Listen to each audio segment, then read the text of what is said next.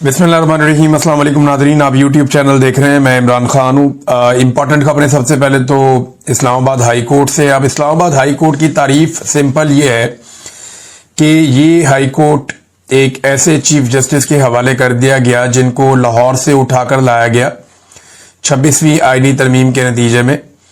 Justice Yahya Afridi इनको लाहौर से लेकर आए और 15वें नंबर से उठा के ला के यहाँ पे इस्लामाबाद हाई कोर्ट में चीफ जस्टिस बना दिया। इससे पहले आईने पाकिस्तान इसकी इजाजत नहीं देता था कि किसी और हाई कोर्ट से किसी जज को लाके दूसरे हाई कोर्ट में बिठा दिया जाए। तो 26वीं आईनी तरमीम में इसका रास्ता खोला गया और फिर वहां से एक जज को लाकर यहां पे इस्लामाबाद हाई कोर्ट में चीफ जस्टिस बना दिया गया। तब से लेकर अब तक इस्लामाबाद हाई कोर्ट ने दो चार चीजें बड़ी इंपॉर्टेंट की हैं। नंबर एक, इंसानी हकूक के मामलात को तो दफना कर रख दिया है। पाकिस्तान तरीके इंसाफ और पाकिस्तान तरीके इंसाफ से जुड़े लोगों को दीवार के साथ लगा दिया है। इंसाफ नापैद हो गया है। हुकूमत की चाकरी चल रही है अदालत में। और जो नए आने वाले जजेस हैं, यानी जितने जजेस वहां मौजूद थे वो सारे इंसाफ पसंद जज थे। अब जितने नए आने वाले जजेस हैं वो उनको अहम तरीन जगहों पे, अहम तरीन पोजीशंस के ऊपर उनको रखा गया। तमाम अहम केसेस उनके सामने लगाए जाते हैं। मिसाल के तौर पे जस्टिस जहांगीरी, इन्हें अब काम से रोक दिया गया है। ये अदालत के अंदर जब समाअत हो रही थी तो बड़ी तादाद में वकला वहां पे मौजूद थे, तो अदालत में ऐसी कोई बात करने की कोई शायद जरूरत ही नहीं हुई जज साहबान की। ये दो रुकनी एक बेंच बना हुआ था और इसको भी हेड कर रहे थे chief justice Islamabad high court justice Dogar. अब जस्टिस जहांगीरी वो जज हैं जिन्होंने सबसे पहले आवाज उठाई थी जिन जजों में कि एजेंसियां मुदाखलत करती हैं हमारे काम में, हमें दबाव में लेती हैं और हम पर असरअंदाज होती हैं हमारे फैसलों पर, लिहाजा जो एजेंसियां हरकतें कर रही हैं उनको रोका जाए। ये उन जजेस में से एक हैं। अब जब इन्होंने एजेंसियों के खिलाफ आवाज उठाई थी तब से इनको दीवार के साथ लगाने का सिलसिला शुरू हो गया था। जस्टिस जहांगीरी पे एक तो इल्जाम यह है या प्रॉब्लम यह है इनसे कि इन्होंने जो इंटेलिजेंस एजेंसियां हैं अदालती मामलात में उनकी मुदाखलत को नापसंद किया था और उसके खिलाफ आवाज उठाई थी। दूसरा, ये वही जज साहब हैं जो ट्रिब्यूनल थे, यानी इस्लामाबाद के जो तीनों हलके हैं वो इनके पास गए और इन्होंने रिकॉर्ड मंगवा लिया कि असली फॉर्म 45 लेकर आओ ताकि दूध का दूध और पानी का पानी हो जाए। तो उसको यानी इस दौरान में बहुत सारे, अब एस्टैब्लिशमेंट का प्रॉब्लम यह है ना, उन्होंने पूरा इलेक्शन ही चोरी किया हुआ है। पाकिस्तान का पूरा इलेक्शन एस्टैब्लिशमेंट ने चोरी करके हारने वाले उम्मीदवारों को दे दिया और पीएमएलएन की हुकूमत बना दी।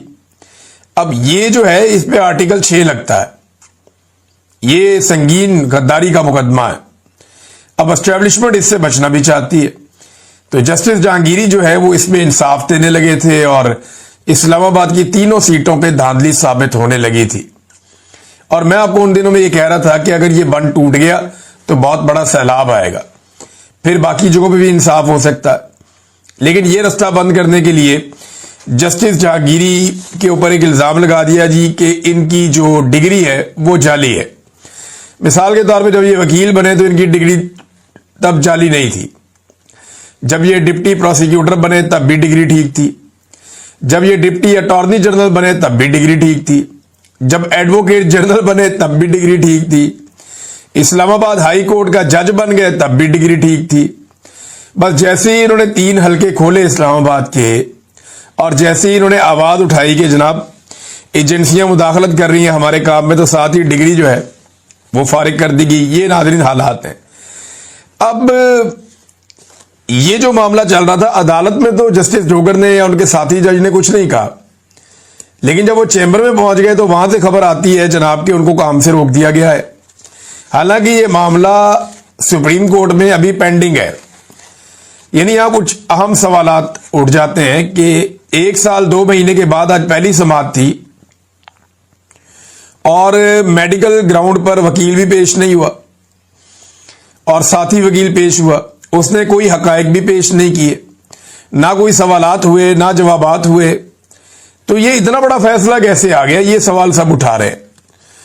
इस्लामाबाद हाई कोर्ट के सर्विस जज से बगैर दलाइल, बगैर नोटिस उनकी जुडिशियल पावर कैसे वापस ले ली गई, ये भी सवाल है। मरियम नवाज खान साहबा ने भी बड़े अच्छे सवाल उठाए। कोई कानूनी माहिर इसकी मंतक समझा सकता है कि जब जस्टिस जोगर ने खुद कहा कि अभी तो एतराजात पर केस सुन रहे हैं, जज साहब को नोटिस भी नहीं किया, तो ये एक तरफा फैसले कैसे हो गया? अदालत को यह भी तय करना था कि सुप्रीम जुडिशियल काउंसिल में शिकायत के हतमी फैसले तक आईनी दरखास्त दायर भी हो सकती है या नहीं, फिर फैसला हो गया। यानी एक मामला सुप्रीम जुडिशियल काउंसिल में है, जब तक वहां पे कोई मामला हल होता है या नहीं होता, तब तक क्या यह मामला इस्लामाबाद हाई कोर्ट में सुना भी जा सकता है या नहीं। लेकिन क्योंकि एस्टेब्लिशमेंट की ख्वाहिश है और एस्टेब्लिशमेंट को ऐसे जजेस पसंद नहीं है जो इस वक्त कानून की, आइन की और इंसाफ की बात करें, लिहाजा एक और जज को रस्ते से हटाने का बंदोबस्त एस्टेब्लिशमेंट ने किया है।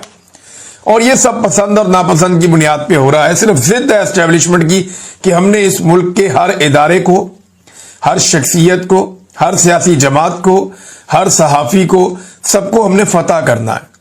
कश्मीर फतह हो नहीं रहा और ये सारा पाकिस्तान के अंदर ही फतह के झंडे गाड़ते चले जा रहे हैं। बहरहाल ये एक बहुत बड़ी ज्यादती है जो जज साहब के साथ कर दी गई है। मैं तो एक बात कहूंगा कि ये बारी बारी सबकी बारी, ये जितने जजेस इंसाफ और कानून के साथ खड़े होना चाहते हैं उन्हें इकट्ठा होना पड़ेगा। अगर वो इकट्ठे नहीं होंगे तो याद रखिएगा कि बारी बारी सबकी बारी, ये सारे जजेस ज़ेरे अताब आएंगे, क्योंकि एस्टेब्लिशमेंट की ब्रेकें कहीं नहीं लगनी। ईमान मजारी साहबा का लाइसेंस मनसूख करवाने के लिए इस्लामाबाद बार काउंसिल में एक शिकायत दायर कर दी गई कि जनाब ये मुल्क की दुश्मन है, इसके ऊपर इंक्वायरी की जाए।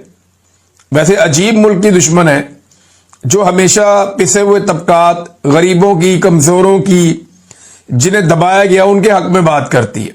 अजीब दुश्मन है जो आइन की बात करती है, कानून की बात करती है, इंसाफ की बात करती है। तो ये तो कोई मुल्क दुश्मनी नहीं है, बल्कि इससे ज्यादा तो मुल्क की खिदमत कोई नहीं हो सकती। दूसरी जानिब ईमान मजारी साहबा ने यह किया कि जो सुप्रीम जुडिशियल काउंसिल को उन्होंने एक बाकायदा मुरासला भिजवाया था, एक तफसीलात सारी भेजी थी कि उन्हें नौकरी की जगह पे या उनके काम की जगह पे उन्हें हरासमेंट का सामना करना पड़ा और उनको हरास किया जस्टिस डोगर ने। तो उसके बाद उन्होंने दो जगह पे दरखास्त दी थी ना, एक तो इस्लामाबाद हाई कोर्ट में दी थी जो कमेटी है हरासमेंट की, तो वो कमेटी तब्दील कर दी जस्टिस डोगर ने। अब यही मामला इन्होंने दोबारा लिखा उस लेटर के अंदर कि जनाब मैं हरासमेंट मेरी हुई है, मैंने दरखास्त दी है, जहां दरखास्त दी है वो कमेटी तब्दील कर दी और कमेटी भी उसने तब्दील की जिसके खिलाफ मैंने दरखास्त दी है। तो ये एक कन्फ्लिक्ट ऑफ इंटरेस्ट का एक मामला है। तो ईमान मजारी साहबा तो पीछे नहीं हट रही और मजीद आगे बढ़ रही हैं। चेयरमैन पीटीए को ओहदे से हटाने का फैसला दे दिया जस्टिस बाबर सत्तार साहब ने। ये तफसीली फैसला 99 इसके पेजीज है, लेकिन देखें इसके ऊपर क्या बात करनी है। कल जस्टिस जोगर बैठेंगे दोबारा और एक डीबी बिठाएंगे और इस फैसले को उड़ा देंगे। ज्यादा 1, 2, 3 दिन, 4 दिन ये फैसला नहीं टिकेगा, इसलिए कि इंसाफ और कानून के मुताबिक होने वाला हर वो फैसला जो पाकिस्तान की मिलिट्री एस्टेब्लिशमेंट को या किसी रिटायर्ड जर्नैल को भी सूट ना करता हो, ये रिटायर्ड जर्नैल है ना चेयरमैन पीटीए, तो इसको भी अगर सूट नहीं करता तो जस्टिस जोगर है ना, जस्टिस जोगर जनाब बैठेंगे और बैठ के इसको उड़ा देंगे अपने एक साथी जज के साथ अपील में। तो ये होना है और मैं आपको पहले से बता रहा हूं। नाज़रीन, पाकिस्तान की क्रिकेट जो है वो बहुत अजीब तरीके से तबाह बर्बाद हो गई है। मैंने मोहसिन नकवी की वजह से इसका बाइकआउट किया था, लेकिन अब इन्होंने एक बड़ी घटिया हरकत की है जिसकी वजह से मैं ये आपके सामने मामला रख रहा हूं। पाकिस्तान क्रिकेट बोर्ड ऐसा लगता है कि राय फरार इख्तियार कर रहा है। मोहसिन नकवी ने कहा जी हम ये टूर्नामेंट नहीं खेलेंगे, हम मैचेज ही नहीं खेलेंगे जब तक मैच रेफरी यहां पे रहेगा, इसको हटाओ। और वो इसलिए हटाओ कि इंडियन प्लेयर्स ने मैच जीतने के बाद पाकिस्तानी प्लेयर से हाथ नहीं मिलाया। भाई जो इंडिया ने किया वो उनका ज़र्फ है, जो इंडिया ने किया वो उनकी औकात है, ये उनका बुग़्ज़ और उनकी नफरत है। और जब वो ये करेंगे तो दुनिया में उनको पजीराई तो नहीं मिलेगी ना। वो अपनी सियासत भी कर रहे हैं, अपना खेल भी खेल रहे हैं। आपको मैदान में उन्हें शिकस्त देनी थी, आपकी क्रिकेट टीम ने उनको मैदान में हराना था। अब मोहसिन नकवी को यह नजर आ रहा है कि ये टीम के साथ हराना मुश्किल है। देखें क्रिकेट है, इसमें अपसेट हो जाता है, हो सकता है कोई प्लेयर चल जाए और वन साइडेड वो मैच को जितवा दे, लेकिन मोहसिन नकवी ऐसा लगता है और पूरी टीम जो है वो शायद राय फरार इख्तियार कर रहे हैं। 21 तारीख को दोबारा मैच है इंडिया के साथ। ये कह रहे हैं जी अब हम टूर्नामेंट का ही बाइकआउट कर देंगे। क्यों? आप हारने से डर गए हैं? भाई पाकिस्तानी टीम को मुकाबला करना चाहिए, मैदान में जाके गेंद और बल्ले के साथ मुकाबला करें, इंडिया को हराएं। फिर आपकी चॉइस है कि आपने हाथ मिलाना है या नहीं मिलाना। आप हाथ नहीं मिलाएंगे तो हिसाब बराबर कर देंगे, आप हाथ मिलाएंगे तो आप भारत को इखलाकी मैदान में एक बड़ी शिकस्त दे देंगे। ये पाकिस्तान के पास ऑप्शन है। आप बजाय इसके कि मैदान में बेहतर ऑप्शन अडॉप्ट करने के, बहादुरी से मुकाबला करने के, मोहसिन नकवी ने मैदान छोड़ने का फैसला किया और ऐसा लगता है कि दौड़ लगा दी कि जाओ अब नहीं खेलते। ये तो बचकाना हरकतें हैं ना। ये तो वो हरकतें जो पाकिस्तान की मिलिट्री एस्टेब्लिशमेंट करती है। ये सबको बांधो फिर मैं खेलूंगा, वरना मैं नहीं खेलूंगा। बंदूक मेरे हाथ में होनी चाहिए, दूसरे के हाथ में गुलेल भी नहीं होनी चाहिए, फिर मैं खेलूंगा। मैं जनाब, हम बहुत सारी तादाद में होंगे और दूसरा आदमी निहत्था और अकेला होना चाहिए, फिर मैं उसको मारूंगा। यानी मुझे अकेले को उठाकर लेकर गए थे ये जेल से, फिर मुझे अकेले को इन्होंने बंद करके रखा। इतने सारे लोग थे वहां पे, तशद्दुद करने के लिए 1-1 दर्जन बंदे आ जाते हैं। तो ये आपको मैं सिंप्लीफाई करके बताऊं कि मोहसिन नकवी ने बुज़दिली का सबूत दिया। बहादुरी तो ये थी कि अपनी टीम को कहते कि मैदान में इंडिया को शिकस्त दो और फिर इस एटीट्यूड का बदला लो। लेकिन आसान रास्ता है ना, दौड़ जाओ। तो पाकिस्तान टीम को खिलाना चाहिए 21 तारीख को मैच इंडिया के खिलाफ, और फिर उसमें जो भी नतीजा हो सो हो।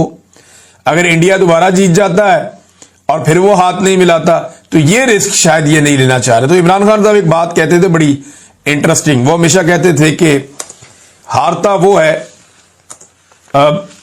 जो हारने से डरता है, यानी जो हार का खौफ है वो आपको जीतने नहीं देता। ये प्रॉब्लम रहती है जिन लोगों को खौफ हो। इमरान खान साहब ने जेल से एक स्टेटमेंट और भी दिया है। ये बैरिस्टर सैयद अली जफर साहब मिले हैं। उन्होंने कहा जी इमरान खान से तफसीली मुलाकात हुई, अल्हम्दुलिल्लाह वो खैरियत से हैं। उन्होंने सबको खैबर पख्तूनख्वा के जलसे में भरपूर शिरकत की हिदायत की है। इमरान खान ने कहा कि उन्हें झूठे और बेबुनियाद मुकदमात की कोई परवाह नहीं है। कल तोशाखाना केस में गवाहों के बयानात से साबित हो गया कि वो झूठी गवाही दे रहे हैं। खुद कह दिया गवाह ने कि मुझे दबाव डाल के, मुझे डरा धमका के मुझे ये कहा गया कि ये वाली गवाही दो। इमरान खान के खिलाफ खुद एक गवाह ने खड़े होकर यह कहा अदालत में कि मुझे डरा धमका कर कहा गया, नतायज की धमकी मुझे मिली थी, तो मैंने वो कहा जो मैंने इमरान खान के खिलाफ कह दिया। फिर तो ये एक गवाह कल यहां तक पहुंच गया, लेकिन जज साहब कह रहे हैं फिर भी, और इमरान खान को तोशाखाना में इन्होंने सजा देनी है। उसके ना अब कुछ नजर आ रहे हैं, इशारे आ रहे हैं। यानी आज खबरें चलाई जा रही थी जानबूझकर तोशाखाना के हवाले से कि जनाब जरदारी ने जनाना कपड़े तोशाखाना में जमा करा दिए, मरियम ने जानमाज जमा करा दी तोशाखाना में, आसिम मुनीर ने टी सेट जमा करवा दिया तोशाखाना में, शहबाज शरीफ ने इलेक्ट्रिक गाड़ी जमा करवा दी तोशाखाना में। तो ये तोशाखाना में जमा तो करवा दिए, लेकिन असल हकायक तो सामने लेकर आओ कि शरीफ खानदान और जरदारी खानदान आज तक तोशाखाना से लेकर क्या क्या गया और कितने में लेकर गया। तोशाखाना से सबसे ज्यादा माल आज तक जो सियासी खानदान ले गए उनमें जरदारी खानदान और नवाज खानदान है। शरीफ खानदान और जरदारी खानदान ने सबसे ज्यादा हाथ साफ किया तोशाखाना पे। अभी ये जो फेवरेट वजीर आजम था निगरान एस्टेब्लिशमेंट का, ये काकड़, अनवारुल्लाह काकड़, ये कितने तोहफे तोशाखाना से लेकर गया जरा वो भी पता करवा कर देख लें, आपको पता चल जाएगा। भर भर के तोहफे वो भी ले गया। चले आसिम मुनीर साहब ने ये टी सेट तो वापस कर दिया, लेकिन ये पता करें कि आर्मी चीफ को कितने तोहफे मिले हैं। यानी मुख्तलिफ आर्मी चीफ आते रहे हैं ना, चले पिछले 5 या 10 आर्मी चीफ का रिकॉर्ड निकाल लें कि पिछले 10 आर्मी चीफ को तोशाखाना में टोटल कितने तहाइफ मिले हैं और वो तहाइफ वो कितने पैसे देकर अपने अपने घर ले गए और किस फार्मूले के तहत वो अपने अपने साथ ले गए। ये सवाल पूछा जाना चाहिए, ये होना चाहिए। मुशर्रफ दौर